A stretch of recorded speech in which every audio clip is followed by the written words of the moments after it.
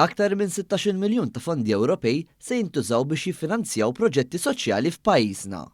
Approvati taħt il-programm tal-Fond Soċjali Ewropew Plus għas-snin 2021-2027, l-14 proġett se jindirizzaw l-ħtiġijiet soċjali tal-pajjiż u se jkopru diversi oqsma importanti. Fost l-oqsma hemm is-saħħa, appoġġ dirett ta' tfal u żgħażagħ, persuni b'diżabilità u fl-integrazzjoni ta' persuni minn pajjiżi terzi. Proġetti oħrajn bħal lifelong learning diversi setturi se jitwettqu mill-Ministeru għall-Kultura u l-Gvern Lokali u l-Ministeru għat-Turiżmu.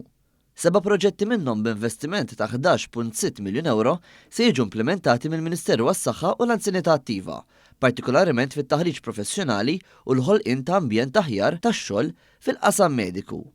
Il-Ministru responsabbli mill-Fondi Ewropej, Stefan Zrinzot Soppardi, saħaq kif dawn il-proġetti mhumiex biss numru fuq karta, iżda huma proġetti reali li għandhom lan li jtejbu l-ħajja tan-nies, jissaħħu s-servizzi u jiżguraw li ħadd ma jibqa' lura.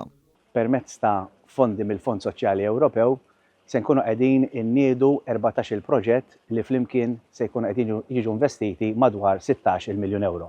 Dan huma fondi li se jmorru għal proġetti soċjali fil-qasam tal-edukazzjoni, tas-saħħa, tal-inklużjoni, tad-diżabilità u oħrajn il-kol maħsuba biex intejbu l-kwalità tal-ħajja tan-nies. U ddeskriva dawn il-fondi bħala forza pożittiva fis-soċjetà tagħna. Diversi entitajiet, ministeri u anke NGOs se jkun qegħdin jipparteċipaw biex dawn il-proġetti jitmessew b'suċċess. B'dawn il-fondi Ewropej, il-Gvern qed jassigura li b'mod effiċjenti jħalli impatt pożittiv fuq ħajjet in-nies. Min-naħa tiegħu, is-Segretarju Permanenti fl-istess Ministeru, Jonathan Vassallo, tana l-importanza li l-fondi Ewropej jiġu amministrati b'sens ta' tmexxija responsabbli u b'kollaborazzjoni kontinwa.